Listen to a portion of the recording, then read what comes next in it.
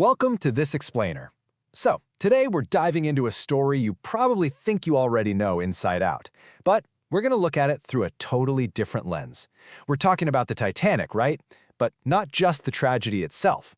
We're exploring a catastrophe that was literally built piece by piece from buried secrets. Let's dig into some facts that have been submerged for well over a century now. Picture this. It's April 14, 1912. Out in the North Atlantic Ocean, it is absolutely freezing, it's pitch dark, and it's almost perfectly silent. Well, right up until that massive grinding, tearing sound signals a 46,000-ton ship colliding with something it was absolutely never supposed to meet. Like I said, this was a catastrophe built piece by piece. You know, what happened that night has been told in a million films and museums. But the sinking wasn't just some random accident of nature. It really wasn't.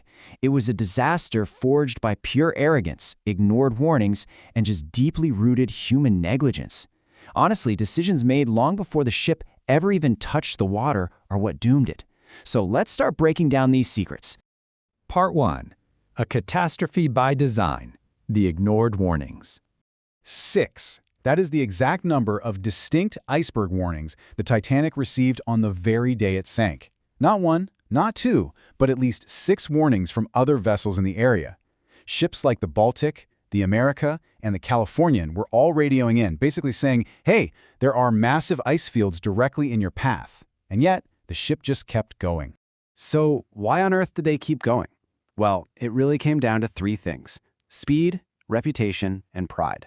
The White Star Line wanted those front-page headlines. Managing director J. Bruce Ismay was reportedly pushing the crew hard to arrive in New York early. He wanted to impress the press, to prove this wasn't just the biggest ship in the world, but also the fastest. So they drove it full speed right into the pitch black.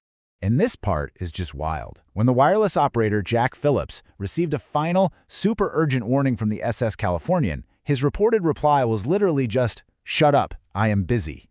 Let that sink in for a second. Just 1 single hour after that exact message was sent, the Titanic struck the iceberg. Part 2. The empty lifeboats. A death sentence. The cold math of the Titanic is honestly staggering when you look at it.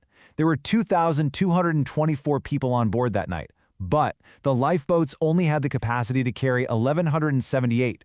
So what does that mean? It means even in an absolutely perfect scenario, where every single lifeboat was filled to its absolute maximum, over 1,000 people were going to die regardless. There was simply no room for them. 12. Because here's the thing, the lifeboats weren't even filled to capacity. Lifeboat number 1 was lowered into that freezing ocean carrying just 12 people. Its actual capacity?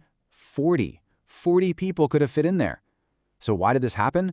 Well, it's because that whole unsinkable myth was so deeply ingrained that passengers just didn't believe the ship was actually going down. When the crew urged them into the boats, a lot of people just flat out refused to get in. And by the time reality finally set in, those half-empty boats were already gone. The iceberg caused the damage, sure, but sheer arrogance caused the massive loss of life. Part 3. The ship that watched. Less than 20 miles away. Less than 20 miles away from all this chaos sat the SS Californian. They were stopped for the night, surrounded by ice, and the crew was awake. They literally watched 8 distress rockets fire into the darkness. Now keep in mind, that is the universal international signal for help. But the Californian, it didn't move an inch. The captain was asleep, the wireless was switched off, and the officer on watch actually later testified that he wasn't sure what the rockets meant. Unbelievable, right? They watched, did absolutely nothing, and just went back to sleep. When they finally arrived the next morning, all they found was wreckage. Part 4. The Olympic switch theory. The wrong ship? Now this is where things get kind of crazy. Was the ship at the bottom of the ocean actually the Titanic? For decades now, there's been this theory, backed by certain researchers, suggesting that the ship that sank might have actually been her sister ship, the Olympic. See, the Olympic had suffered some pretty serious damage in a collision back in 1911, and the White Star Line was in deep, deep financial trouble. So the theory claims that the heavily damaged Olympic was patched up, disguised as the Titanic, and then deliberately sunk to secure a massive insurance payout. And the evidence cited to support this maritime mystery is honestly incredibly eerie.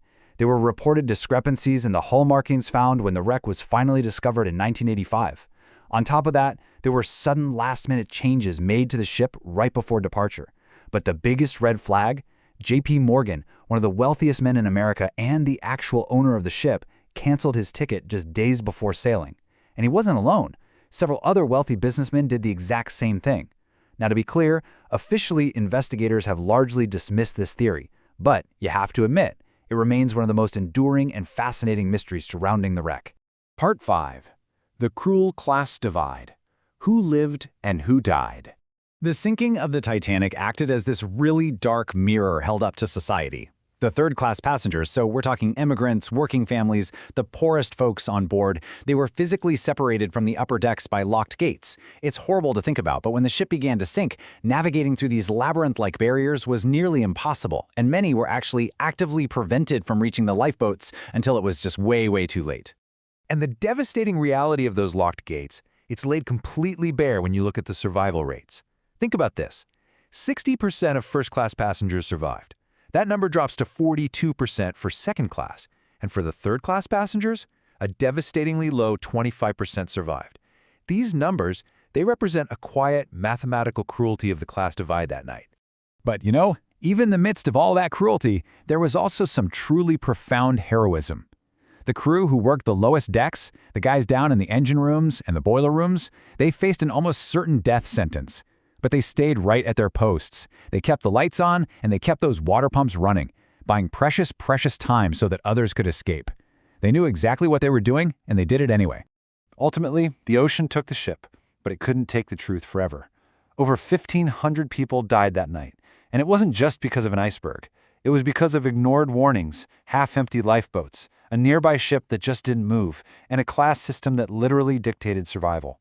So I have to ask, which of these buried secrets impacts you the most? Just think about how human pride and indifference played the biggest roles in this entire tragedy.